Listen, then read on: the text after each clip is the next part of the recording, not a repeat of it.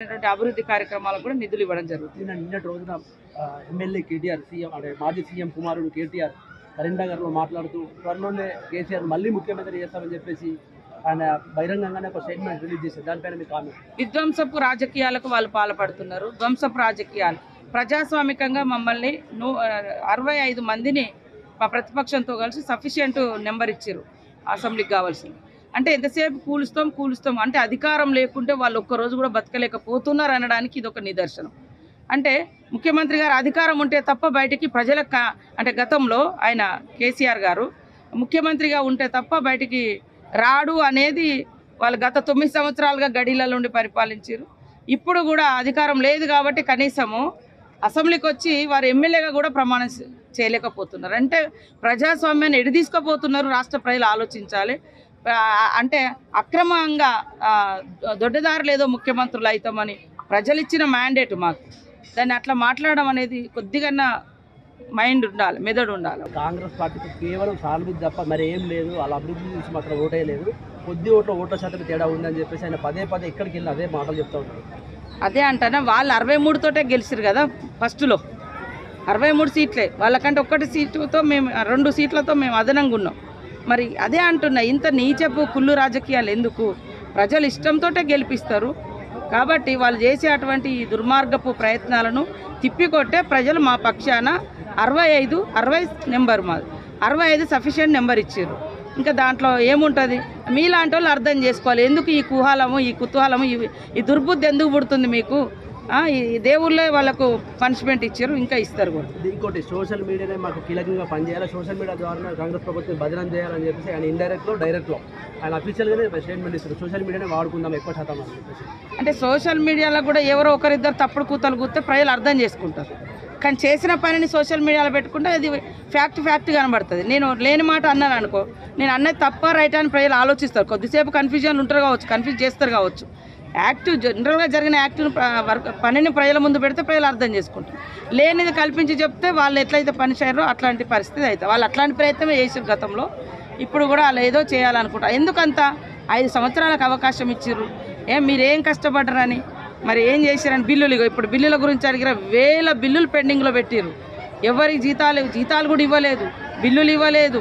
వాళ్ళకి నచ్చిన పని చేసుకున్నారు. ప్రజలకు నచ్చిన పని చేయలేదు కాబట్టి ప్రజలు వాళ్ళని ఇంటికి పంపారు. మేము మంచిగా చేయనప్పుడు మమ్మల్ని పంపుతారు. మీరెందుకు దొడ్డదారిన రావాలి, దొంగ వ్యవహారాలు ఎందుకు అని అంటున్నారు. ఫైనల్గా కేటీఆర్కు మీరు ఏం చెప్పదలుచుకున్నారు? బుద్ధిగా పనిచేయి, ప్రతిపక్షంగా నీకు ప్రతిపక్ష హోదా ఇచ్చారు, ప్రతిపక్షంగా పనిచేయి, నిర్మాణాత్మక ప్రతిపక్షంగా ఉండండి. ప్రజలు మీ ప్రతిపక్ష పాత్రను హర్షించినప్పుడు మీకు ఎప్పుడైనా అవకాశం వచ్చినప్పుడు స్ట్రేట్ ఫార్వర్డ్గా ప్రజాస్వామికయుతంగా రావాలి తప్ప దొడ్డదారిన ప్రభుత్వాలను కూల్చే కుట్రలు మానుకోండి అని చెప్తారు. తప్పకుండా చేస్తాము, ఒక్కొక్కటి చేస్తున్నాము. మేము ప్రభుత్వం వచ్చిన కాంచి ప్రజా సంక్షేమం కోసమే పాటుపడుతున్నాము. ఎక్కడ కూడా మా సొంత కట్టడాల కోసమో, సొంత వెహికల్ల కోసమో, సొంత వాటి కోసం రూపాయి కూడా మా సొంత అవసరాల కోసం ఇష్టానుసారంగా ఖర్చు పెట్టలే. వారు లక్షల కోట్ల అప్పులు తెచ్చి తమకు ఇష్టమున్న కట్టడాలు, ఇష్టమున్న జీవితాన్ని గత ప్రభుత్వం అనుభవించింది. మా సీఎం గారు కూడా అట్లాంటిది లేదు, మేమెవరం కూడా అట్లా చేయడం లేదు. ఉన్నదంతా కూడా ప్రజలకు ఇవ్వడానికే, ప్రజలకు దగ్గరికి రావడానికి. ఒక్క బస్సు, ఉచిత బస్సు పెడితే ఎంత కడుపు మండుతుందో వాళ్ళకి తెలుసు. ఆటో వాళ్ళని రెచ్చగొట్టుడు, ఆటో వాళ్ళకు కూడా చెప్పిన వాళ్ళనేం, ఇప్పుడు ఈ గల్లీలలో ఆటోలు తిరగడానికి బస్సు అయితే అడ్డం కాదు కదా. ఇప్పుడు ఇక్కడ నుంచి ఒక హైదరాబాద్ పోవాలి, కరీంనగర్ పోవాలి, వరంగల్ పోవాలంటే ఒక ఉచిత బస్సు అనేది ప్రతి ఇంట్లో ఒక మహిళ ఉంటుంది, పిల్లలు ఉంటారు, ఎక్కడెక్కడ. దాన్నే ఓర్వలేకపోతున్నారు. మా ప్రభుత్వము తీసుకున్నటువంటి గుడ్ స్టెప్స్, మంచి నిర్ణయాలు ఏవైతున్నాయో వాటిని సహించలేక రకరకాలుగా మాట్లాడుతున్నారు. కాబట్టి రేపటి ఎంపీ ఎన్నికలలో కూడా వాళ్ళు అక్కడ వచ్చే అవకాశం లేదు, ఎట్లా గవర్నమెంట్ ఇక్కడ కూడా లేదు. కాబట్టి ఏదేదో రకరకాల మాటలు మాట్లాడుతున్నారు. ఒక్కటక్క ఫైనల్గా 10 ఏళ్ళు బీఆర్ఎస్ పార్టీ అధికారంలో ఉంది, రాజన్న ఆలయం ఎంతో వివక్ష గురైంది. బీజేపీ అధికారంలో ఉంది, ₹1 కూడా దీనికి కేటాయించలేదు. అంటే నువ్వు చేయ అభివృద్ధి, నువ్వు చేయని చెప్పి ఇద్దరి మధ్య రాజన్న ఆలయం మాత్రం వివక్ష గురైంది, డెవలప్ కాలేదు. ఇప్పుడు మీ ప్రభుత్వం వచ్చింది, మీరు ఎట్లా చేయబోతుంది? తప్పకుండా మా సీనియర్ ఇంతకుముందే నాతో మాట్లాడిండు. సీఎం గారి దృష్టి తీసుకుపోయి సీఎం గారు చైర్మన్గా గతంలో పెట్టారు కానీ ఏం చేయలేదు. మరి కేసీఆర్ గారు ఈ సొంత జిల్లా అని చెప్పుకుంటారు, ఇక్కడే మా పుట్టుకలు అని చెప్పుకుంటారు, అన్నీ చెప్పుకున్నారు, ఈ సెంటిమెంట్ని వాడుకున్నారు, అన్నీ చేసుకున్నారు. 2 సార్లు అధికారానికి వచ్చారు. 2 సార్లు వచ్చినా ఇంకేదో వాళ్ళు త్యాగాలు చేసిండ్రు, మాకేదో అధికారం పోయిందంటే ఈ రాష్ట్రంలో తెలంగాణ కోసం ప్రతి ఒక్క బిడ్డ పోరాటం చేసిండు. తల్లి సోనియమ్మ తెలంగాణ ఇచ్చి కాంగ్రెస్ పార్టీ అక్కడ ఇక్కడ లాస్ అయింది 10 ఏళ్ళు, మీకు తెలుసు. అయినా కూడా ప్రజల యొక్క ఆకాంక్ష నెరవేర్చాలని నెరవేర్చింది. 10 ఏళ్ళు అధికారంలో ఉన్నారు, ఎక్కడి నుంచో వేరే వేరే దేశాల్లో బతికి 2 ముచ్చట్లు ఇంగ్లీష్ మాటలు నేర్చుకొని వచ్చి అదే మన లాంగ్వేజ్ లాగా కూడా చెప్పుకొని ఏదో గొప్పగా బతుకు. మరి అంత గొప్పగా చేస్తే ఈ ఊళ్ళకి ఏమొచ్చింది, రైతులకు ఏం ఒరిగింది, ఇక్కడ దేవుడికి ఏమి ఇచ్చిర్రు, ఏం చేయలే.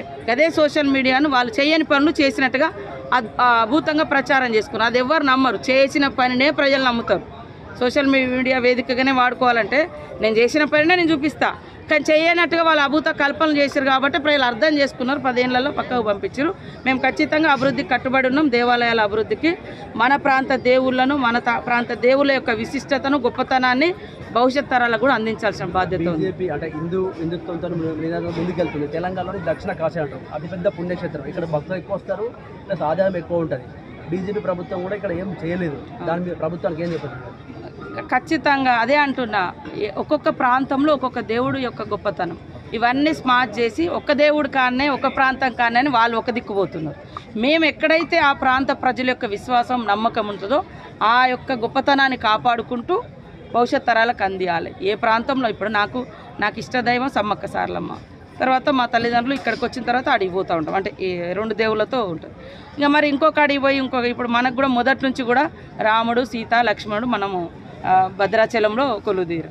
అసలు తలంబ్రాలు అనేది వాళ్ళ కళ్యాణం రోజు మనం చేస్తాం. ఎటు పోతున్నారు అనేది మీరు అర్థం చేసుకోండి. నేను ఇక దాని గురించి మాట్లాడలేను.